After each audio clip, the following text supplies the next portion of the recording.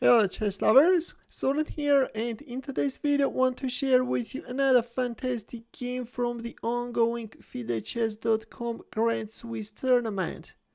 Chess Grandmaster from Netherlands, Jorden van Foreest is playing with the white pieces and his opponent is Armenian chess Grandmaster, one of the heroes of round 2, Robert Hovhannisyan. This is a game from round 2 and Van Foreest opened up with d4. Hovhannisyan answered with d5, c4, Queen's Gambit is on the board against which black is choosing Slav defense.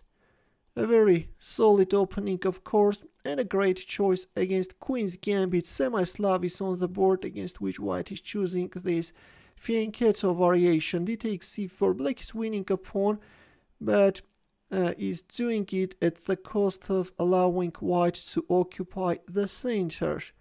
White castled, bishop e7, e4, and black also castled kingside, a4. Meanwhile, white is stopping black from going for b5, thus emphasizing the vulnerability of the c4 pawn and e5. Earlier, this position had already been seen. For example, in 2000, Veselin Topalov had this position in a game against Garry Kasparov. Kasparov was on the black side. Still, we are following that game. Knight g4, bishop f4, queen a5. Black is coming after the pawn on e5. Black's first damaged by temporarily sacrificing a pawn. Black managed to damage white's center and e6. But white is not giving back that pawn so easily. He's doing it at the cost of somehow weakening black's pawn structure. F takes e6, queen e2. In that game mentioned earlier, Topalov played e5, but in our game we have queen e2 move, a move which was made by Boris Gelfand against Alexander Grishuk in 2010. Let me tell you that both the above mentioned games ended in a draw. Knight goes on e5 and we see several exchanges on e5. King h1, bishop d7. Let me tell you that all in all we have an equality on the board. e5, rook d8, rook d1, bishop c8, opening up the rook's path. And later, black will try to find ways of activating this bishop. Black pawns on the light squares are hindering the movement of that bishop. Anyways, an exchange on d8 followed, bishop e4. And now, by bringing the bishop on b1 h7 diagonal, white wants to create a kingside attack. Bishop f8, h4, b5, bishop b1. White is freeing the e4 square for the queen. Also, the knight can jump on e4. All in all, this is just a wonderful diagonal for the light squared bishop. Bishop b7. According to Stockfish, playing actively like rook d4 is better. And then, for example, b4 can follow. Then you can, if needed, put your bishop on d7. But in our game, we have bishop b7. King h2, white is moving away the king from that diagonal where it could be exposed to some discovered checks, although at the moment still there are no dangers coming from that diagonal. All in all, this is a nice prophylactic move.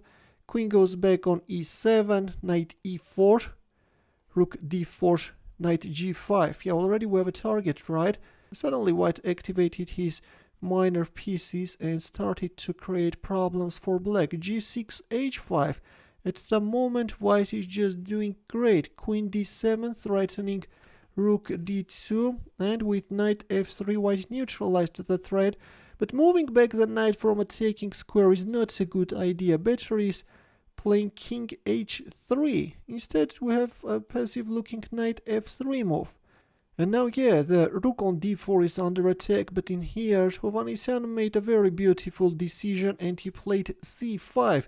I really like this move. He's going for an exchange sacrifice, but that is allowing him to really get strong pawns And also, yeah, finally he's managing to activate the light squared bishop. White accepted the exchange sacrifice, but this is really bad. This is really bad, after which black is gaining advantage. By the way, up to a fantastic move made by Hovhannisyan. Still, let me tell you that Stockfish can't understand that knight d4 is bad and is evaluating the position as equal after knight d4. But actually after knight d4 already white's position collapses. Better is h takes g6 and then bishop takes g6. Yeah, instead of winning an exchange, white could just win this pawn, and white is just doing great. It's white who prevails. But in the game we have knight takes d4, which is going to have catastrophic consequences for white. Bishop e4. There comes d3. Suddenly black got a very nice chance of a counterplay. Black first goes for an exchange of bishops on e4, and there comes queen d5. Black knows, Hovhannisyan knows that once the queens are also gone, these pawns supported by a bishop will become unstoppable. The exchange of queens on d5 also followed. A takes b5, and now question arises, how should black proceed? So we reached the critical position where the task is to find the winning line for black. Please pause the video and try to find the killer move for black. Yeah, this is really going to be a killer move. Ready? Here we go. In order to get rid of this pawn and make these pawns unstoppable, Hovhannisyan made a fantastic bishop a3 move. Did you manage to find this beauty? This is truly amazing. It somehow reminds me of Shirov's famous move.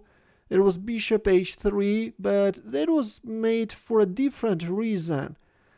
While in this case, black wants to get a passed pawn. Black is deflecting this pawn and wants to get a passed pawn on the c file. Now if you accept the bishop sacrifice, then c3 can follow. Yeah, and the pawns are unstoppable. That's why white played king g2. He hurries to bring his king in order to stop the pawns, but there is no way out. First the pawn on b2 drops, h takes g6, h takes g6, king f3. Then comes bishop d4, taking under control some essential squares. Rook d1 c3, rook takes d3, and after c2 resignation followed. There is no defense, black pawn is unstoppable. What a fantastic game, guys. First it was white who prevailed but missed his chance, accepted the exchange sacrifice, which was a huge mistake, yes, and then came that bishop a3 move which destroyed white's position. Feel free to share this game with your friends as well, let them know about this beauty, and in the end a chess puzzle for you where the task is to draw with the black pieces. As usual, we'll wait for your answer in the comment section.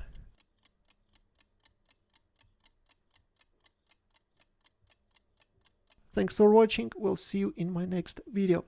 Take care.